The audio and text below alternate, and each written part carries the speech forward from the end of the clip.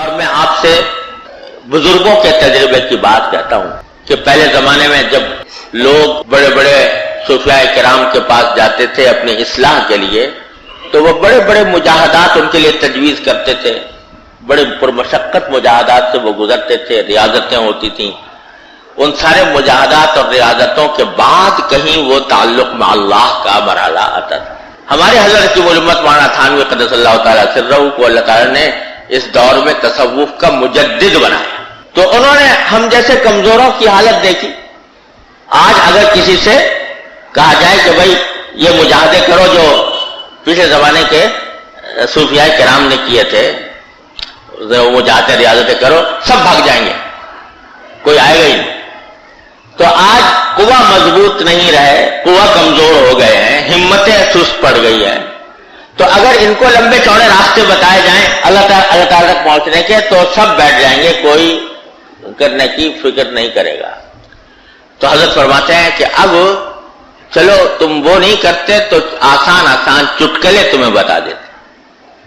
یہ چٹکلے ایسے ہیں کہ ہیں چونکہ آسان، اس لیے بعض اوقات لوگ اس کی قدر نہیں کرتے، قدر نہ کرنے کی وجہ سے محروم رہتے ہیں.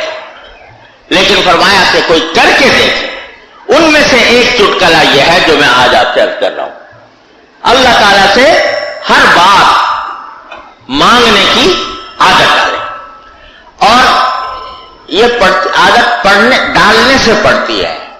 شروع میں بعض اوقات اندازہ نہیں ہوتا اور آدمی غفلت میں رہتا ہے، لیکن جب تنبہ ہو جائے پھر لوٹاؤ، پھر تنبہ ہو جائے پھر لوٹاؤ، پھر تنبہ ہو جائے پھر لوٹاؤ. یہی طریقہ ہے کسی چیز کی مشق کرنے کا. شروع میں جب انسان کسی اصلاح کے راستے پر چلتا ہے تو انسان کے درمیان اور اس کے شیطان کے درمیان کشتی ہوتی ہے. وہ کبھی اس نے چت کر دیا، کبھی اس نے چت کر دیا.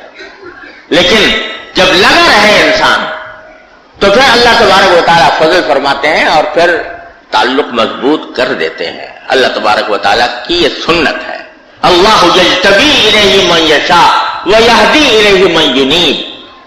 اللہ تعالیٰ جس کو چاہتا ہے اپنی طرف چن کر اپنی طرف بلا لیتا ہے. اور جو بندہ اللہ تعالیٰ کے ساتھ کثرت سے رجوع کرنے والا ہو، انابت کا معنی ہے رجوع کرنا اللہ تعالیٰ کی طرف. رجوع کرنے کے یہ سارے طریقے ہیں، ذکر ہے، دعا ہے، شکر ہے. یہ ساری چیزیں جو ہیں یہ ذکر، یہ انابت کا حصہ ہیں. تو جو اللہ نے وعدہ فرمایا ہے کہ جو بندہ میری طرف رجوع کرنے والا ہوگا میں اس کو ہدایت ضرور دوں گا. اللہ یجتبی الیہ من یشاء ویہدی الیہ من ینیب. تو بھائی آج میں آپ حضرات کے خدمت میں بس یہ ایک گزارش کرنا چاہتا ہوں کہ اس کی عادت ڈالنے کی کوشش کریں. چلتے پھرتے، اٹھتے بیٹھتے، گھر میں ہوں، بازار میں ہوں، اہل و عیال کے ساتھ ہوں، کسی حال میں ہوں، دعا مانگنے کی. اور دعا مانگنے کے لیے میں عرض کروں، زبان سے کہنے تو بہت اچھا، زبان سے نہ بھی کہیں، دل میں مانگتے رہو اللہ تعالیٰ سے. دل میں مانگتے رہو، کسی کو پتہ بھی نہیں چلے گا کیا ہو رہا ہے. اور عبادتیں جو ہے نا ان کے اندر ریاکاری کا بھی خطرہ ہوتا ہے. دوسروں کے سامنے آدمی نفلیں پڑھ رہا ہے تو دوسرے بھی دیکھیں گے تو معلوم اس میں ہو سکتا ہے دکھاوے کا کوئی شائبہ پیدا ہو جائے.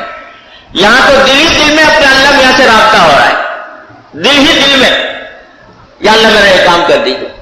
تو کسی کو پتہ بھی نہیں، دیکھنے والے کو، کہ کیا عبادت انجام پا رہی ہے، اندر کیا عبادت انجام پا رہی ہے. میاں عاشق و معشوق رمزیز کرامن کاتبین ہم خبر نیز. بس بندہ ہے اور اس کا اللہ ہے. یہ عادت ڈالنے کی کوشش کر لیجئے. تجربے کی بات کہتا ہوں کہ انشاءاللہ ثم انشاءاللہ بہت جلدی اللہ تعالیٰ کے ساتھ تعلق میں مضبوطی پیدا ہوگی. اور یہ مضبوطی پیدا ہو گئی تو سمجھو کامیابی کا راستہ کھل گیا. حضرت حکیم الامت مولانا تھانوی رحمۃ اللہ علیہ فرماتے ہیں کہ الحمدللہ کبھی تخلف نہیں ہوتا کہ اگر کوئی شخص کہتا ہے کہ میں آپ سے مجھے ایک بات پوچھنی ہے، کبھی تخلف نہیں ہوتا. فوراً دل میں اللہ تعالیٰ کی طرف رجوع کرتا ہوں، یا اللہ پتہ نہیں کیا پوچھ لے گا، یا اللہ اس کا صحیح جواب میرے دل میں ڈال دیجیے، صحیح جواب دل میں ڈال دیجیے.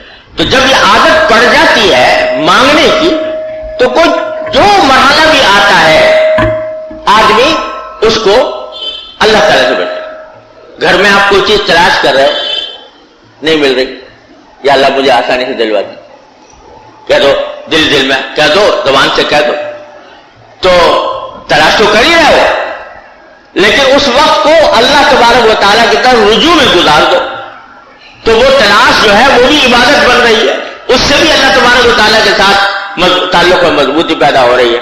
اللہ تبارک و تعالیٰ اس پر ہم سب کو عمل کرنے کی توفیق عطا فرما دے، تو انشاءاللہ اللہ تعالیٰ کی رحمت سے امید ہے کہ اپنے فضل و کرم سے ہمیں اپنا قرب عطا فرما دیں گے۔ اللہ تعالیٰ ہم سب کو اس کی توفیق عطا فرمائے۔